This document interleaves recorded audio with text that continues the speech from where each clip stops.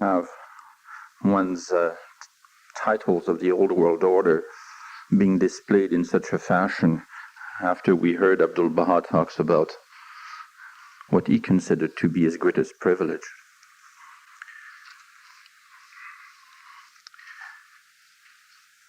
Cela fait maintenant plusieurs années que j'ai eu le plaisir et l'honneur, à la demande du comité exécutif de l'Association des études Baha'i, de présenter la conférence annuelle en mémoire de la main de la cause Hassan Balyouzi, et que j'ai eu également l'honneur de présenter ceux qui ont été en quelque sorte les récipiendaires de cette conférence annuelle.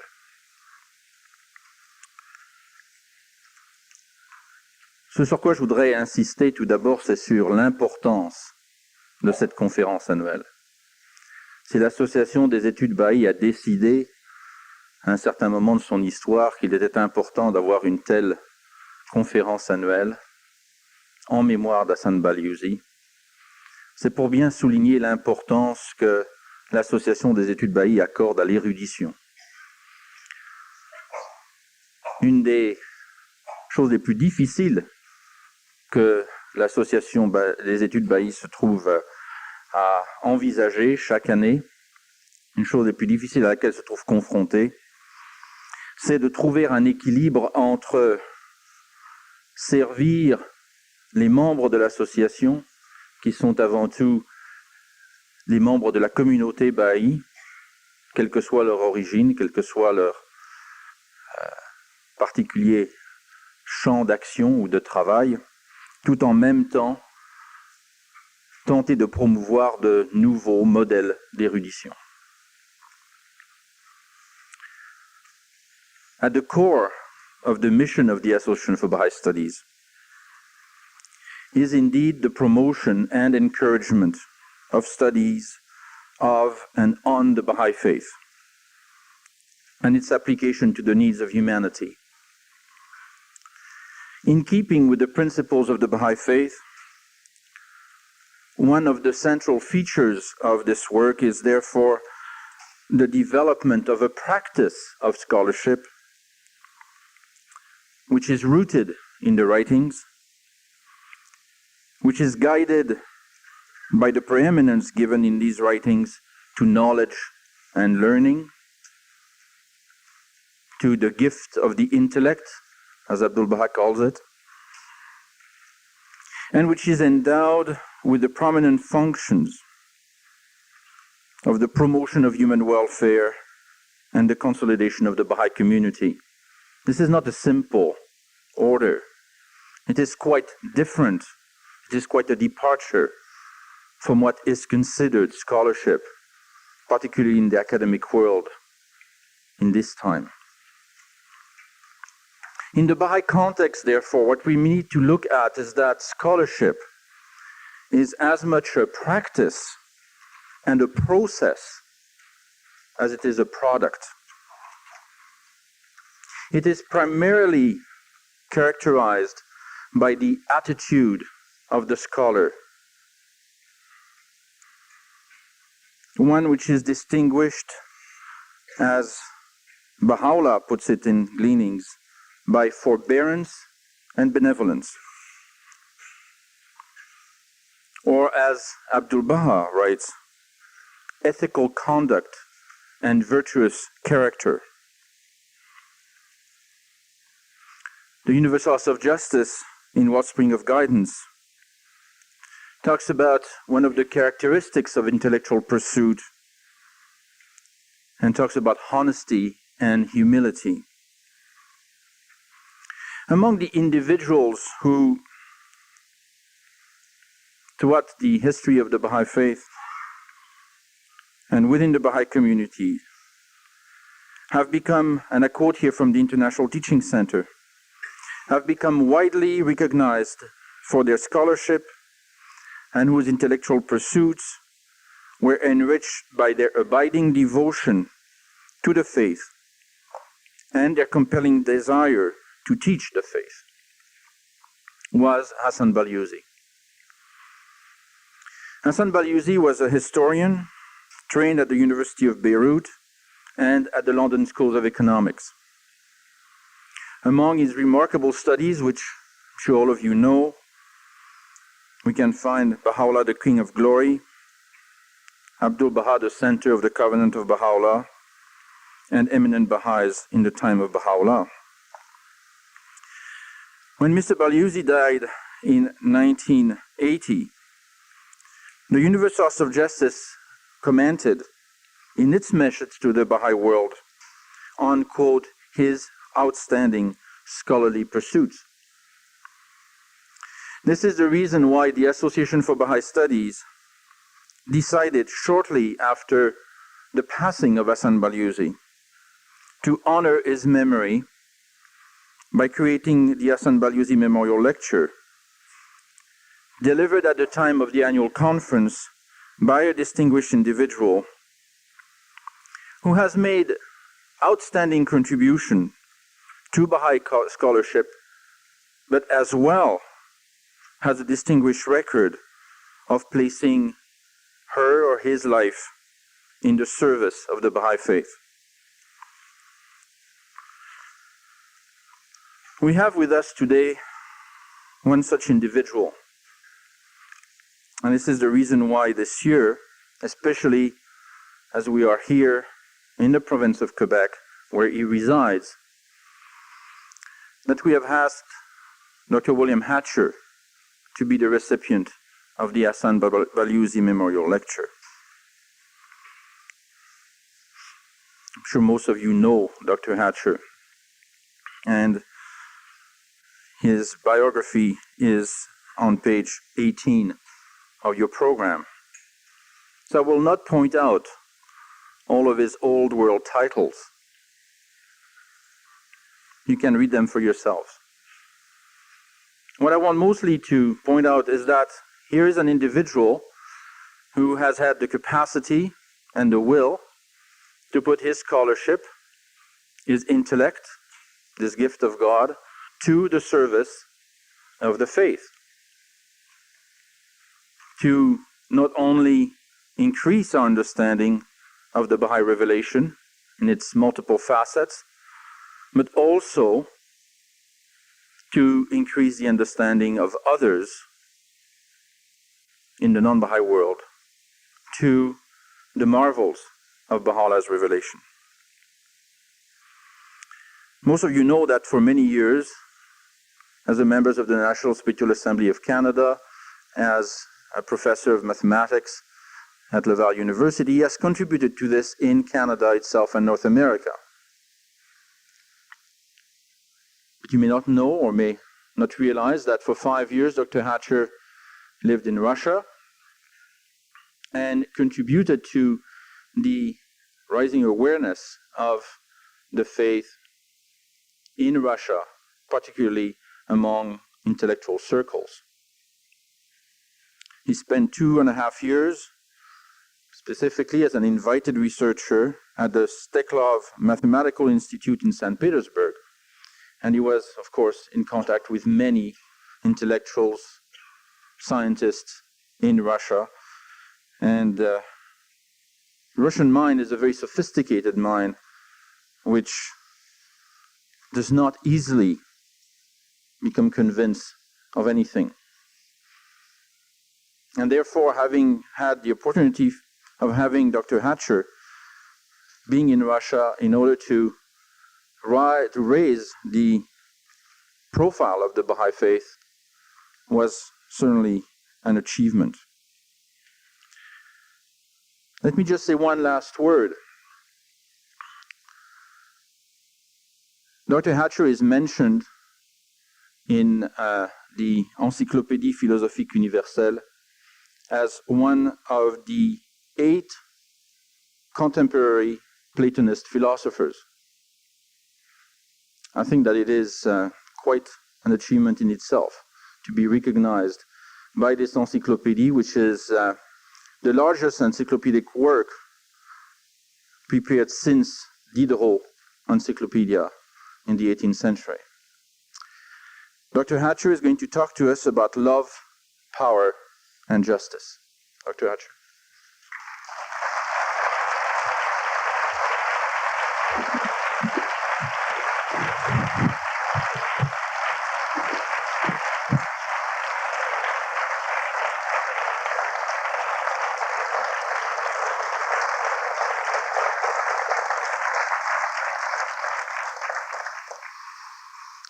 I want to say, before I start the lecture proper, that I'm very honored and gratified at being invited to give the Hassan Balyuzi lectures. I only met Hassan Balyuzi once briefly at the International Congress in Royal Albert Hall in London in 1963. But of course, I, like most of us, have read his many works of scholarship on the faith.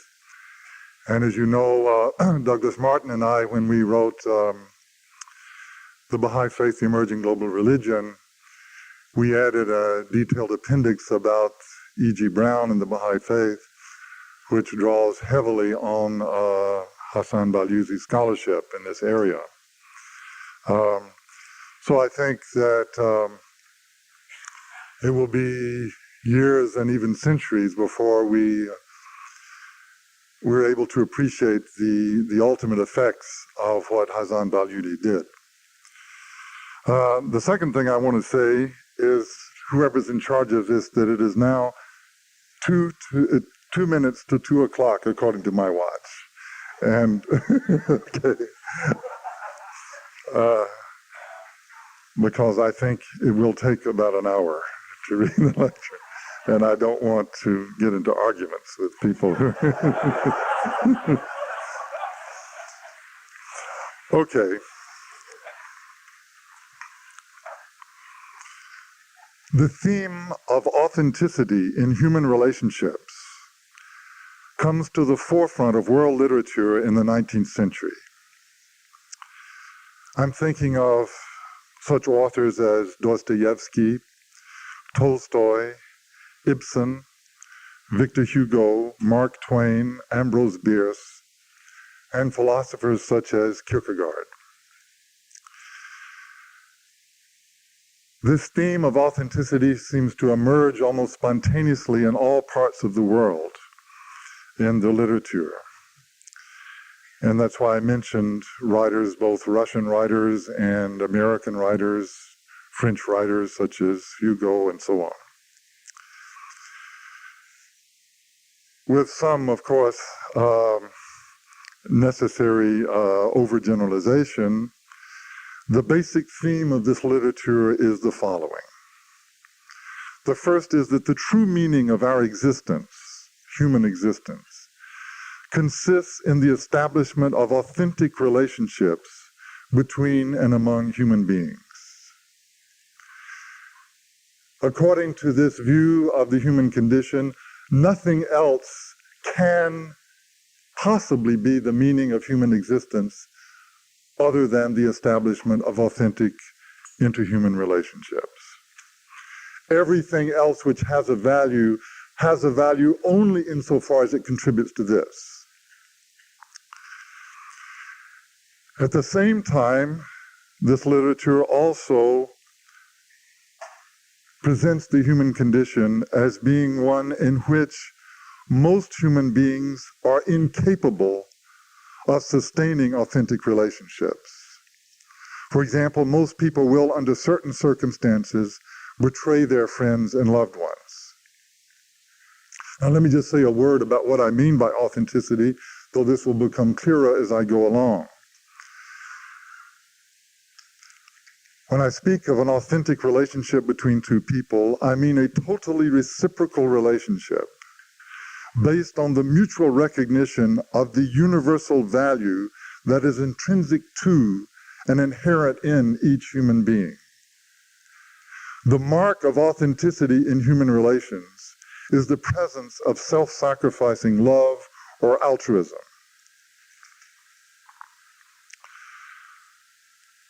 Now, these perceptions of these writers, of these literary geniuses, no less a figure than Harold Bloom, in his recent book, The Western Canon, has said that in his opinion, Tolstoy is perhaps the greatest writer since Shakespeare, and that Tolstoy is the only one who approaches Shakespeare's ability to depict the human condition in all of its richness.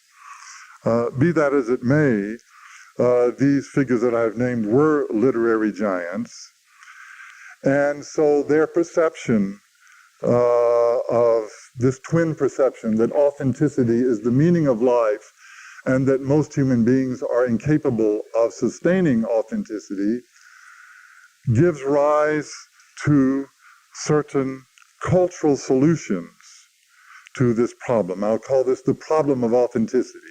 For the problem of authenticity is the necessity of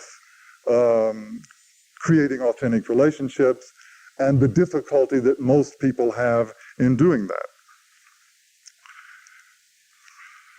So I want first to look at several different cultural solutions.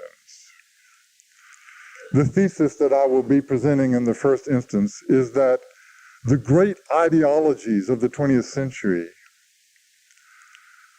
have been driven by the various cultural solutions to the problem of authenticity. In other words, I've come to believe, and I will defend this thesis in the course of my lecture, that it is not the logical content or the substantive content of these ideologies which is of any significance whatsoever. That these ideologies are all symbolic of the frustrated will to authenticity. This also will become clear as I go along. So let me give some examples. The first is what I perceive to be the Russian solution to this problem. The Russian solution is roughly as follows. Man is condemned to the noble pursuit of an impossible goal. In other words, the Russians say, this is the human condition. We are condemned to the noble pursuit of an impossible goal. The meaning of life then consists not in external success, which is largely considered to be impossible in any case. The meaning of life consists rather than in the nobility and dignity with which one accepts and deals with the often negative realities of the human condition, the sufferings, the injustices. The fundamental expression of human freedom then lies not in external success, but in the care with which one chooses one's friends, which are perceived as comrades in arms in the fight against the sufferings of life. This Russian solution also gives rise to what I call the thirst for absolutes, which I believe is the dominant characteristic of the so-called Russian soul. This thirst for absolutes created conditions for the Russian people to accept the absolutist doctrine of communism, which seeks to establish an absolutely egalitarian society, thus to establish authentic relations by social decree. Marx was, after all, a social determinist. And Marx, incidentally, was not a lover of humanity. He despised common humanity. He called them the lumpen proletariat. The proletariat was not the suffering people like you and me and the homeless and everything. It was the working class in industrial England. It was a very precise class. And the bourgeoisie was also a very precise class. So Marx was not, did not see himself as a universal savior. He saw himself as fostering the revolution of the proletariat to overthrow a identifiable class, which was the bourgeoisie. This fundamental social determinism of Marxism enshrines a contradiction, namely the attempt to obtain altruistic behavior without altruistic motivation. You see, Marx made the following statement. It was Lenin who made the statement about religion being the opium of the people. Marx never said that. Marx said something which is even, in fact, more vicious. Marx said, religion is the heart of a heartless world. Religion is the heart of a heartless world. In other words, what Marx was saying, this keeps going down, I'm trying to get a little extra pressure. You see, what Marx was saying was that religion has always claimed to touch and change the human heart. The great religious saviors of the past have talked about the human heart, about love, and so on. But look at the world, Marx would say. Look at the injustice. Look at slavery. Look at the way women are treated. So it is obvious, Marx said, religion has failed. Religion has failed. And so why has religion failed? Because human motivation can't be changed. People are essentially selfish and egotistical and aggressive, and that's the way they will always be. But what you can do is change the structure of a society in such a way that you have altruistic behavior even without altruistic motivation. So this was the fundamental internal contradiction, if I may borrow from Marx himself, of Marxism. So that's one solution, the Russian solution. The thirst for absolutes, the noble pursuit of an impossible goal, and the value given to human relations as a solidarity in the struggle against the sufferings of life. Now, let's go to the other pole and look at what is the American solution to the problem. Since authenticity is difficult to achieve, we dedicate ourselves to creating the best substitutes possible. Of course, this is also a contradiction in that the goal is to achieve fake sincerity. As Oral Roberts' son said when he was receiving the mantle from his father, he said, the most important thing is sincerity. When you can fake that, you've got it made.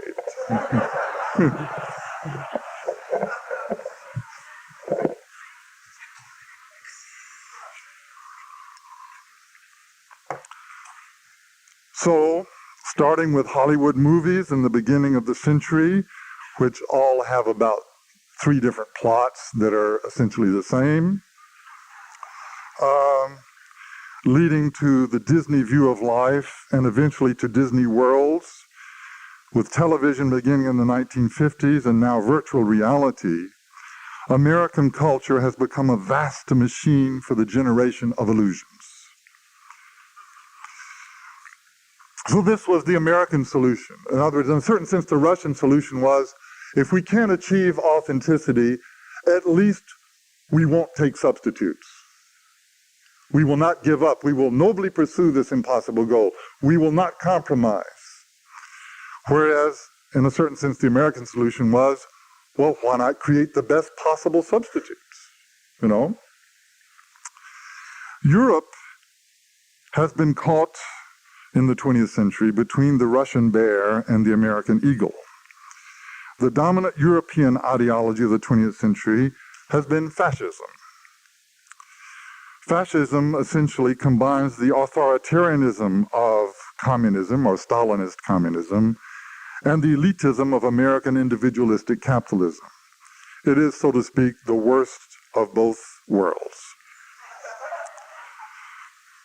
Now, my thesis, again, is that these movements, which have largely determined the character of life in the 20th century, have been mainly driven not by their abstract ideological content, which has been endlessly debated, but rather by the fact that they are expressions, however distorted, of a frustrated will to authenticity. These ideologies served, I believe, as psychological defense mechanisms to avoid confronting the frustration of relational authenticity. They serve to legitimize inauthentic behavior, such as, for example, making heroes out of murderers, rapists, and torturers. In other words, this inauthentic behavior, grossly inauthentic, becomes not a blight on your character, but you become a hero if you torture in the name of Marx or Hitler or whatever. So, in other words, I'm saying that you will not derive any useful understanding of Russia or Russians by an intellectual analysis of Marxist theory, but rather by looking at the thirst for authenticity that made the Russians willing to embark on the communist experiment on such a vast scale. As a matter of fact, it's quite clear that Lenin simply used the vocabulary of communism to foster his own power. There was no bourgeoisie in Russia. There was no industry in Russia. Let me just mention a few facts in this regard. The Russian serfs were freed in 1861 by Tsar Alexander II. At that point, in 1861, 90% of the population of Russia was in slavery. 90%. Now, black slavery in the United States never attained more than 25% of the population. I'm not saying that that's nothing, of course, but you will have to agree that there is nonetheless an immense difference between 25% and 90%. Moreover, the Russian serfdom was just as cruel and just as brutal as black slavery was in the southern United States. The Russian serf had no rights as a human being. He could be tortured, maimed, killed with impunity. He had no legal redress whatsoever. He was not a legal person. He was entirely owned by his master. And of course, those of you who've read, the novels of, say, Dostoevsky and so on, the descriptions of what was done to these people. And Tolstoy also writes about this. Now, as I say, the serfs were freed in 1861, and so then they became a vast illiterate peasantry. And within one generation, you had the communist revolution, which re-enslaved them. So that's the history of Russia in the 20th century, okay? One generation out of slavery, they were re-enslaved by Lenin, who, using putatively the ideology of Marx, simply decreed that the peasants were the proletariat. As I say, there was no proletariat in Russia. There was no industry in Russia. So there was no proletariat, nor was there a bourgeoisie.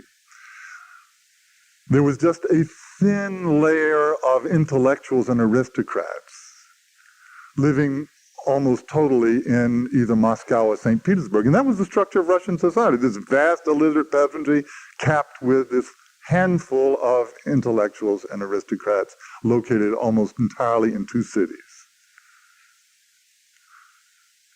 So, as I say, at that time, in the beginning of the 20th century, everybody was talking about socialism. In Germany, France, England, everywhere, the United States, everybody was talking about socialism, but the only country that undertook a socialist experiment on such a massive scale was Russia. So what I'm suggesting is that the reason why they did that has nothing to do with socialist theory whatsoever. It had to do with the spiritual condition of the Russian people. In other words, what I'm suggesting, among other things, is that whatever you think, however misguided we may regard this experiment, it is also an amazing amount of courage that is shown in the willingness to suffer such dislocations in the name of the pursuit of an egalitarian society. Similarly, in my view, we cannot understand America in terms of the endless public prattle about democracy and human rights. but rather when we see that American culture is primarily about self-indulgent attempts to avoid even the minimal degree of pain and suffering and self-restraint that is necessary to the achievement of authenticity in human relationships. This, I think, explains the insensitivity of Americans to the prevailing suffering that exists in that society. According to official government statistics of the U.S., 1/5 of the population lives below the poverty line. Most of these are single black mothers, and nobody cares about these people. Because, again, there's the myth that America is the land of opportunity. Everybody can go as far as their abilities can carry them. Everybody's free to pursue their success. So if these people have chosen to have babies out of wedlock instead of getting a good education and a good job, well, that's their free choice. There's no social injustice and so on, you see. So how does one remain insensitive to this degree of suffering? I think it's only by this. It only shows simply that, as I say, this public discourse about human rights and so on is, in fact, again, a defense mechanism against the realization of that these relationships are not authentic. Nor can any analysis of the trivial but pernicious doctrines of National Socialism explain to us why, in only one generation, Hitler was able to lead the German people into overthrowing all of the fundamental values enshrined in their philosophical and cultural tradition. Recall that only a few generations intervened between Kant's categorical imperative and the Nazi death camps. Now, look at the doctrines of National Socialism, bread, freedom, work, and so on, and all of these things. And is that going to tell you what enabled Hitler to convert the German people from this, with their philosophical tradition into a people in one generation who did all of these things? I think not, you see. The Baha'i solution to the problem of achieving authenticity in human relationships is roughly the following. It is indeed impossible for us to achieve this alone, but with the conscious help of God, it is possible and practically achievable. Indeed, this is the very purpose for which Baha'u'llah has come. In other words, the key to establishing authentic lateral relationships between and among human beings lies in establishing an authentic vertical relationship, both individually and collectively, between God and ourselves. The fundamental relationship of human existence is an ongoing dialogue between God and ourselves. We can thus say that Soviet Marxism deliberately excluded God and attempted to achieve authenticity in terms of a lateral dialectic instead of a vertical dialogue. Marxism is the two-dimensional projection of a three-dimensional process.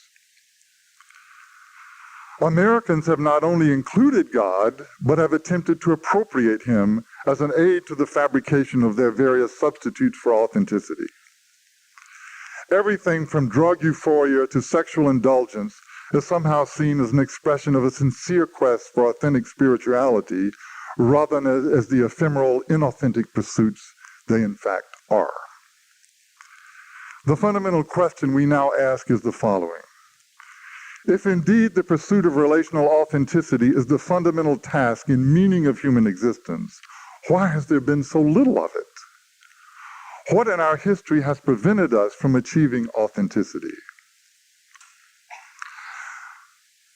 The fact that authenticity has not prevailed in our history is witnessed by the persistence in our history of fundamental injustices such as slavery, economic exploitation, racism, and the oppression of women. We inherit a history of injustice. Recall again that authentic relationships, as I define them, are symmetrical, whereas these relationships of slavery, domination, and so on are asymmetrical relationships. Baha'u'llah's answer to this question, that is, why we inherit this history of injustice is the pursuit of power. The root of historical injustice has been the pursuit of power, not the exercise of power or even the misuse of power, but the pursuit of power as an end in itself. Well, let me read a quotation where Baha'u'llah talks about this. He says, "And among the realms of unity is the unity of rank and station. It redoundeth to the exaltation of the cause, glorifying it among all peoples. Ever since the seeking of preference and distinction came into play, the world hath been laid waste. It hath become desolate." There he says it. Ever since the seeking of preference and distinction. He doesn't say preference and distinction, he says the act of seeking it as an end in itself. Ever since that this has come into play, the world hath been laid waste, it has become desolate. Those who have quaffed from the ocean of divine utterance and fixed their gaze upon the realm of glory should regard themselves as being on the same level as the others and in the same station. Were this matter to be definitely established and conclusively demonstrated through the power and might of God, the world would become as the Abha paradise. Well, we say that that's what the Baha'i Faith is about, is bringing about the kingdom of God on earth, and we know that the Abha paradise is the metaphor that Baha'u'llah uses to describe the kingdom of God. So Baha'u'llah is telling us right here what is the essential condition for bringing about the kingdom of God on earth. In other words, for accomplishing the goal, the stated goal of the Baha'i Faith. It is the renunciation of the pursuit of power. Were this matter, those, he says, who have fixed their ocean and so on, fixed their gaze on the ocean of divine utterance and so on, should regard themselves as being on the same level and station as the others. In other words, they should renounce the pursuit of power. The only way you can consider yourself on the same level and station as everybody else is not to seek power over other people, right? And he says, were this matter to be definitely established, then the Abha paradise would come. Indeed, man is noble inasmuch as each one is a repository of the sign of God. So, each person does have powers. He's not saying that power doesn't exist. Nevertheless, to regard oneself as superior in knowledge, learning, or virtue, or to exalt oneself, or to seek preference, is a grievous transgression. Now, notice again, he's not saying that there aren't people who are superior in knowledge, learning, or virtue. What he's saying is that whoever these people are, they're not the ones who think that they are superior in knowledge, learning, or virtue. Okay? Let me read it again. Nevertheless, to regard oneself as superior in knowledge, learning, or virtue, or exalt oneself, or to seek preference, is a grievous transgression. So by the very fact of considering yourself superior to somebody else, you have made yourself morally inferior to that person.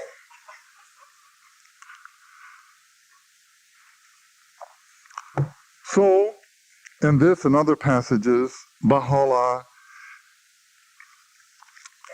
gives us the key to understanding our history.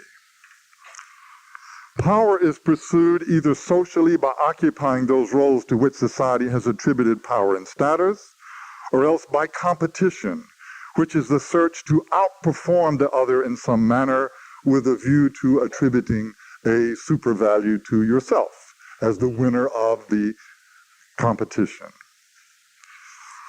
Now notice that power relationships are intrinsically asymmetrical.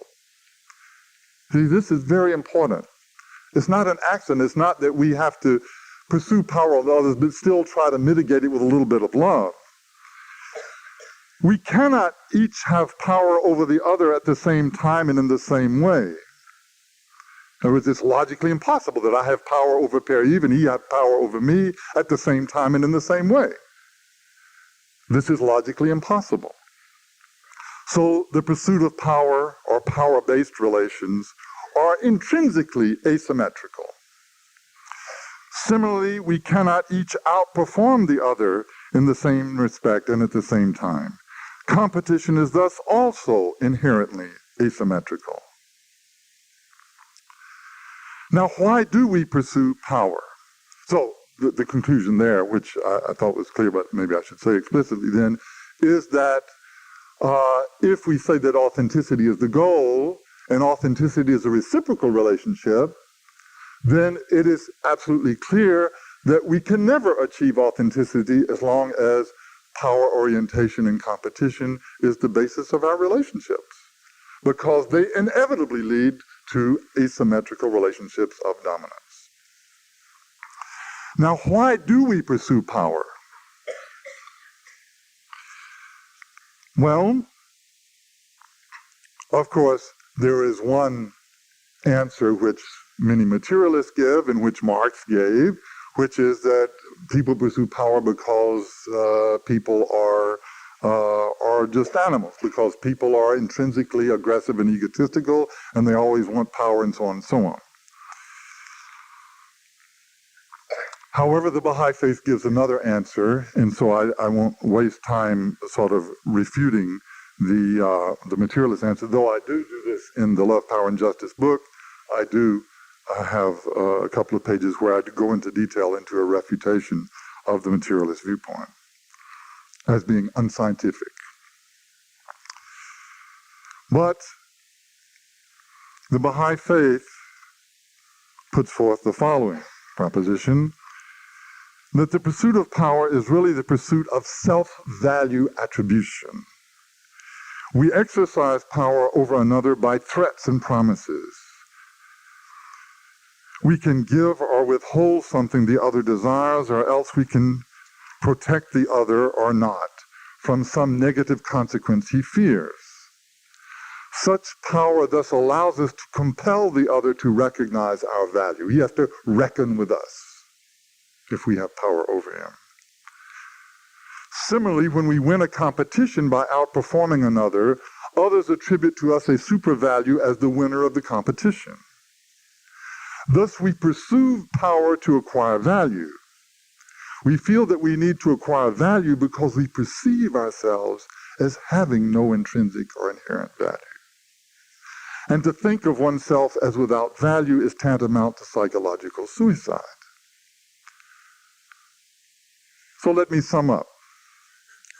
The root cause of the prevalent injustice in our history is the pursuit of power. And the root cause of the pursuit of power is our self-perception as intrinsically valueless. Now, Baha'u'llah has stated that the purpose of his coming into the world is to bring justice. The establishment of justice is the very purpose of Baha'u'llah. Now, we inherit this history of injustice, but notice that there's nothing we can do to undo this history of injustice. It will forever be true through all the worlds of God. It will always have been true that the blacks were enslaved by the whites in the southern United States. Nothing, no future thing will ever change that fact. All of the injustices of the past exist forever. So if we insist, as people tend to do, that the only way to achieve justice is to undo the past, then we will never have justice. We, in fact, have no control over the past, and we have very little control over the future. The only thing we have any degree of control over is the present, how we act at the present. So we cannot have a future that will be different from our past if we continue to act in the present the way we've acted in the past. That's logic. Right? Let me say this again, because it has the satisfying ring of truth, right? if we act in the present the way we have acted in the past, then our future will be like our past. Can anybody refute this argument? And therefore, it follows that the only way to have a future different from our past is to change the way we act in the present. There is no other way. So all of the discussions and the conferences and everything else you want to talk about only have meaning insofar as they end up with changed human behavior at the present moment.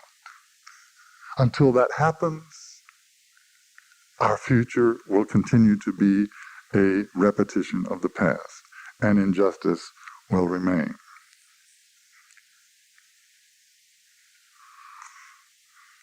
Thus, the creative minds of the 19th century intuitively perceived and articulated in their works the fundamental problem that now faces humanity as explained by the manifestation of God Himself. The only means of bringing about justice in the world is for us to renounce the pursuit of power and replace it by the pursuit of authenticity in all our relationships, both individual and collective. How do we do this? How do we go about renouncing the pursuit of power? Well, first we must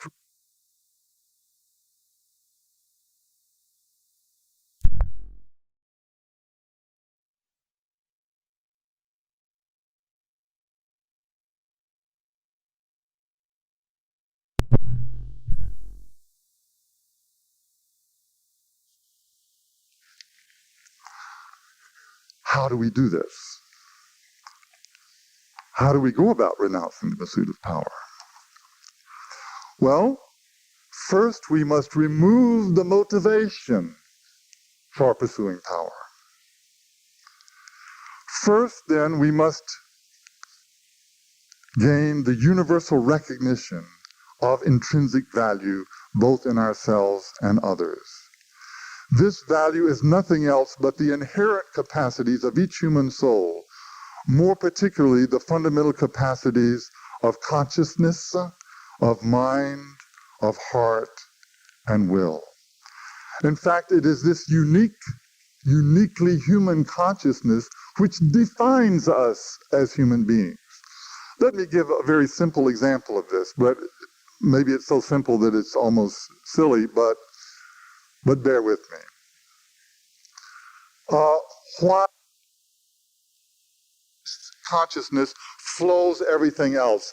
Our understanding, our feelings, our affections, our will, everything flows from this consciousness. And every human being has this. Every human being has this. The Baha'i writings tell us that these capacities are inherent in the very nature of the non-material, immortal soul of each individual, and thus intrinsic. And they are shared by all humans. Baha'u'llah tells us, as you know, that every single human soul has the capacity to reflect all of the attributes of God. I mean, it could have been that some souls could reflect some attributes and other souls other attributes, but Baha'u'llah says no. Every single human soul has the capacity to reflect all of the attributes of God. So this is, if you will, the logical definition of a human being. The human being is that unique being or entity in creation whose essential reality is the capacity to reflect all of the attributes of God. As Baha'u'llah explains, everything else in creation reflects some attributes of God, but not all of them.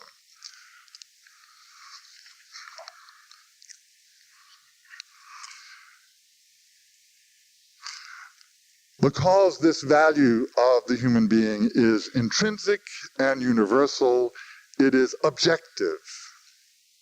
That is, it exists independently of whether or not we perceive it. You see, for the materialists, if you think of yourself a certain way, that's the way you are. I mean, there's no other self, there's no other spiritual self back of this material self that is the real you. The real you is just is just a composite of all your feelings and thoughts. But from the Baha'i writings, we know that there is this objectively existing non-composite entity, which is the soul, and which is the locus of these capacities. Now notice that this intrinsic spiritual capacity of the soul is the source of all extrinsic values. Well, let me give a simple example, which again may be so simple as to be silly, but I'll take the risk nonetheless. Here I have a $20 Canadian bill. Now, we say that this is valuable. This is an extrinsic value. This is money, it's valuable. And what we mean by this is that if I'm sick and there's medicine in a pharmacy that will help me, I can go give this piece of paper and I can get this medicine. Or if I'm hungry, I can give this piece of paper and get food to eat that will satisfy my hunger. Notice that this value is totally extrinsic. It is not intrinsic in this piece of paper. This piece of paper in itself is nothing but a mass of colored fibers, which serves no intrinsic good. I can't eat it. It will not nourish me. It will not heal any diseases. It is intrinsically worthless. All of the value is symbolic. And what does this value derive from?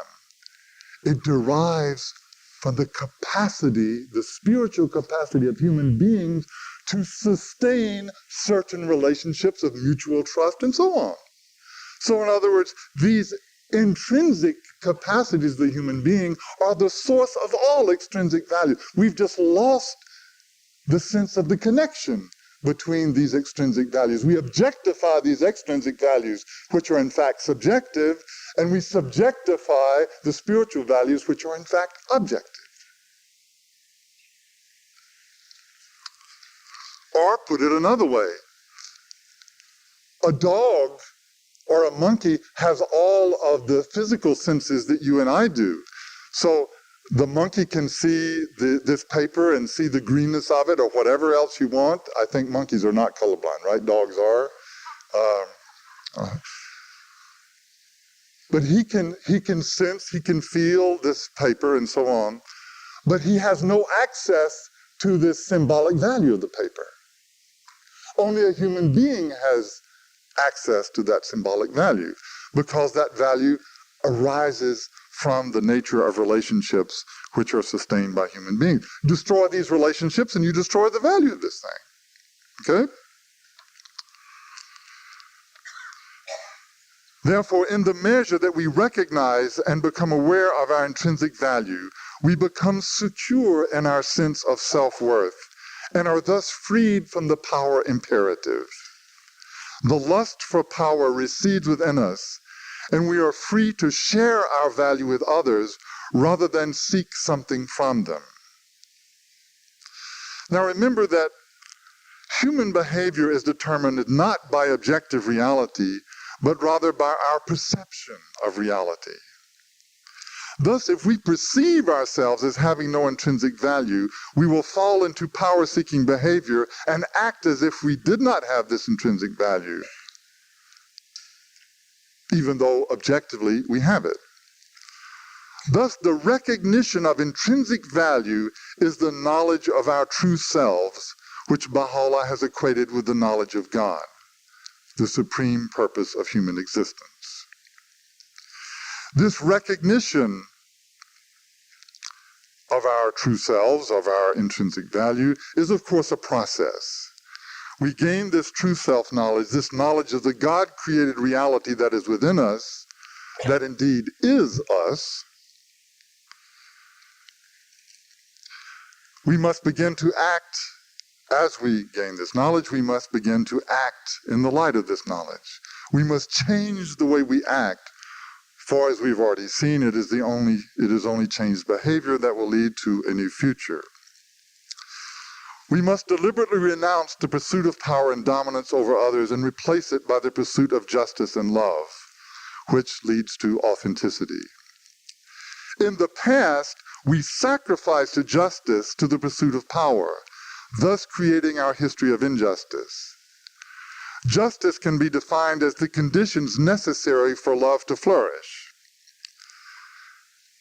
The goal of the Baha'i faith is unity, as we know, and you can make a little equation, which I do in the book. Unity equals love plus justice. Thus, the establishment of unity lies in replacing the pursuit of power by the pursuit of justice. And once justice is created, this is the conditions under which love is born and flourishes. Notice one other thing. Love is the one thing which cannot be commanded by power. You give me all the power in the world. I can make you suffer, even kill you. I can maybe force you into moral compromise, make you denounce your neighbor, do all sorts of things. The one thing I can't do is make you love me. You see? So love is actually more powerful than power because love creates power. But power cannot create love. That's why the pursuit of power instead of the pursuit of love is such a disastrous thing.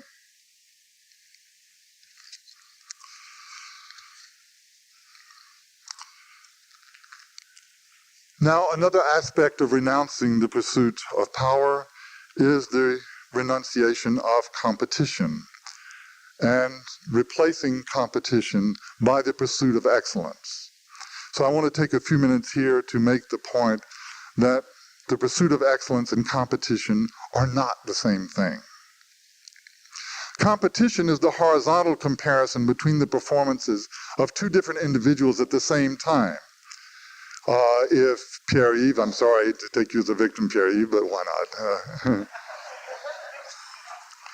If Pierre-Yves and I are competing to see who can play the violin the best, well, how will this proceed? I mean, we will play the violin before the same audience at roughly the same time, and people will observe whether or not which one of us can play better than the other. So this is the horizontal comparison between the performances of two different individuals at roughly the same time. Pursuit of excellence is the vertical comparison between two different performances by the same individual at different times. If I can play the violin better tomorrow than I could today, that's the pursuit of excellence. That's the vertical comparison between two different performances by the same individual, me, at the same time. Now, these two pursuits then are clearly different. However, of course, what is often said, as you know, is, well, nonetheless, competition stimulates the pursuit of excellence. Well, let's look at this. Let's again suppose that Pierre-Yves and I are competing as to who can play the violin the best. What are the strategies that I can use to pursue this competition? Well, one strategy is, of course, to pursue excellence. I can improve my performance over time, and if I do this, then I have a chance of outperforming Pierre-Yves. The problem with this strategy is that Pierre-Yves can also improve his performance over time, right? And I have no guarantee a priori, regardless of what the present configuration is, no matter how much better I am right now than he is or whatever, I have no a priori guarantee that Pierre-Yves won't find a way of progressing much faster than me and eventually outperform me. Now notice, if pursuit of excellence is our goal, there's no problem. The world will be better off with two good violin players than two mediocre violin players where one happens to play better than the other. But if competition is the goal, then there is another strategy which is surer, quicker, and takes much less energy. That is sabotage. I can simply sabotage the performance of Pierre-Yves, and then I'm certain to be able to play better than he is. Notice that sabotage cannot lead to the pursuit of excellence, because it certainly does not improve his performance, and it takes energy away from my own performance. Therefore, sabotage is the optimum strategy for winning a competition, And it is never a viable strategy for pursuing excellence. Therefore, the pursuit of excellence and competition are two different things.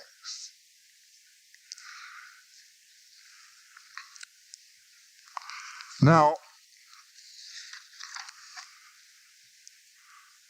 notice that if the pursuit of excellence is our goal, we can even cooperate. In other words, suppose I find a technique, a new technique for the left hand. Why, I could show Pierre-Yves, maybe he would never discover that. And why not? If we're both pursuing excellence, I'm just as happy if he improves as if I improve. You see? If you begin to think about these things, you will realize, and I can only urge you to think about them, you will realize how deep competition is embedded in all your relationships with everybody you're relating with.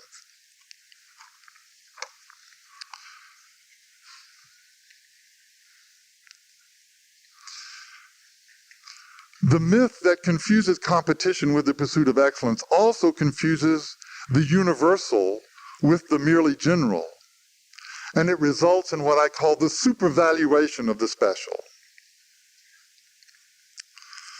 Whenever we encounter each other, we can choose to emphasize whatever differentiates us or whatever unites us, what we have in common. By its very nature, competition puts the emphasis on our differences. Thus, when competition becomes the prevalent mode of human interaction, such as in the highly individualistic society of North America, the supervaluation of the special is the result. For example, let's look at whom our society gives its resources. Who are the highest paid people in our society? Well, professional athletes. Why? Because they have special ability. They have, through competition, demonstrated special ability. They can put a ball through a hoop or a hockey puck in the net better than you and I can. And they get millions of dollars for doing this. On the other hand, motherhood in our society is viewed as ordinary. It's not special, and therefore it is not very much worthy of consideration. In other words, the idea is anybody can be a mother. It's nothing to be a mother. In fact, as we know that many of our young people now are concerned about how not to become mothers, and that's another part of the problem.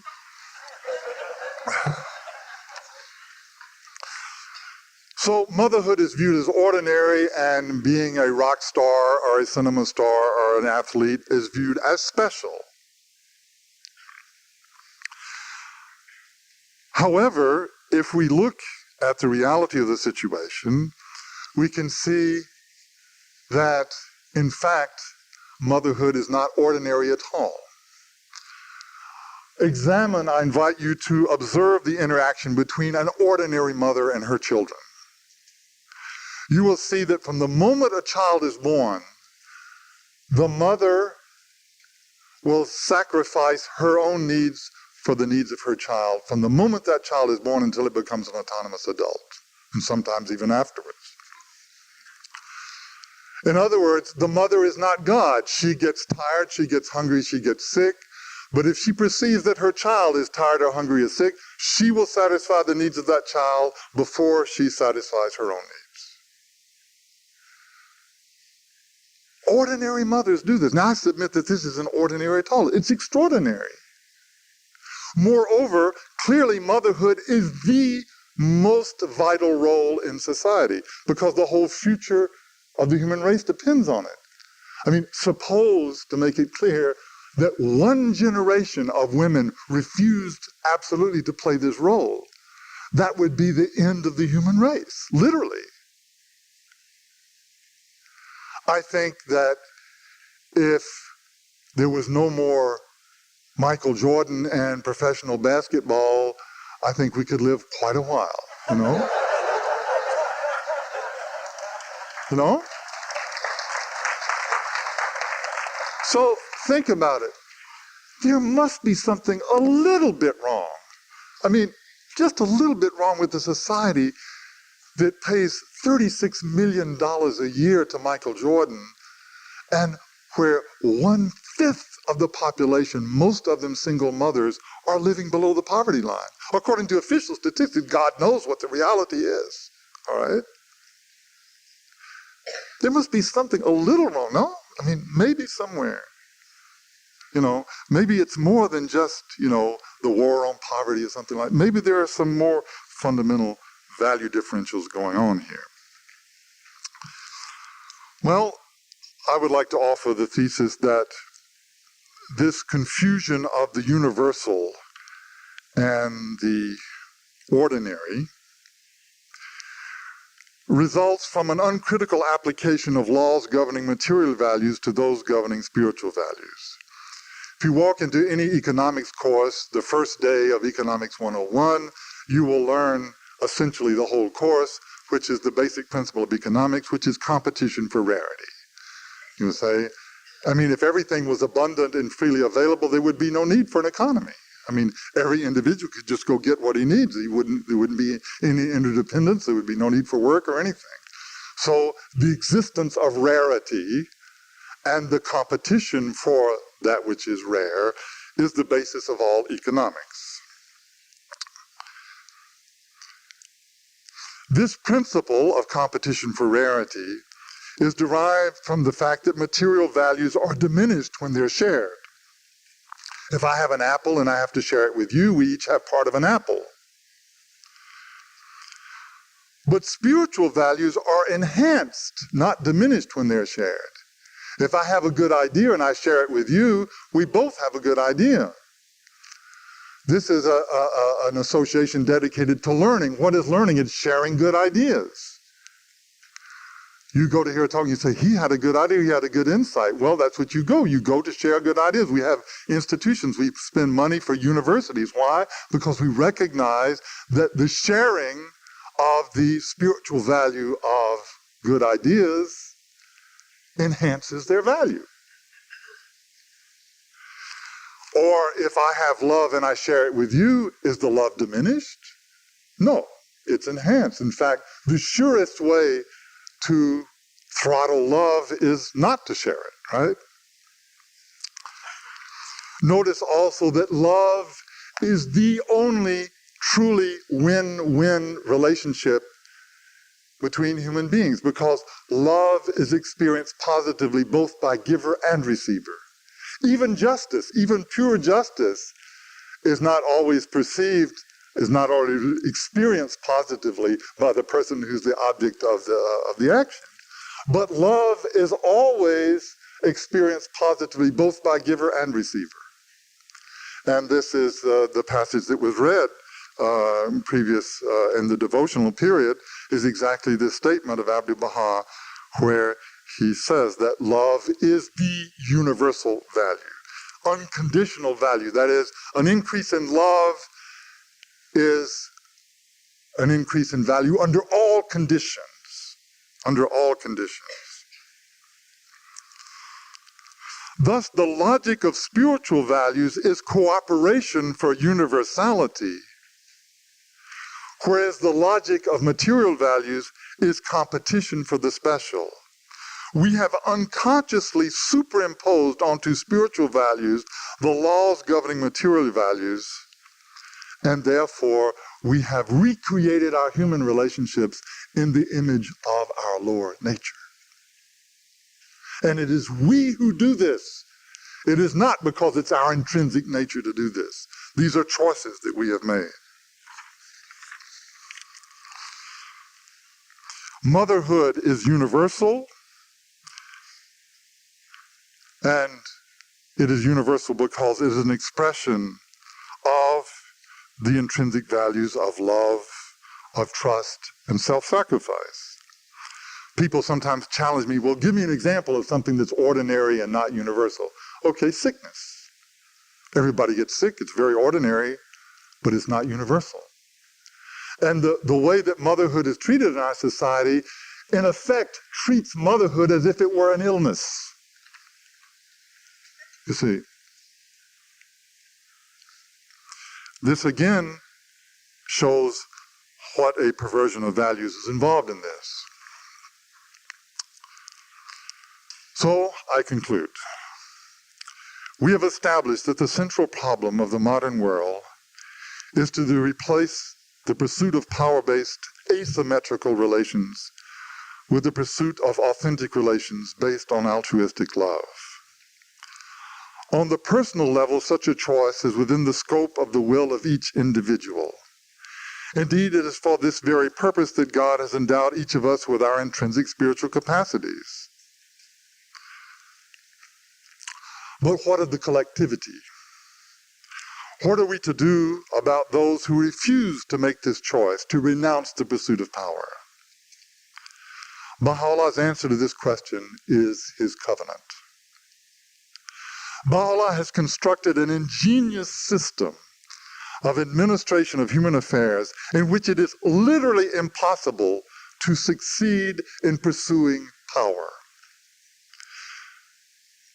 Now, of course, we know some of the features of this, such as the collective exercise of decision-making authority, the electoral process without nomination in candidates, the minimum of outer rewards for service on institutions, which diminishes the tendency for the egotistic individual to seek such offices or to survive in them if he does succeed.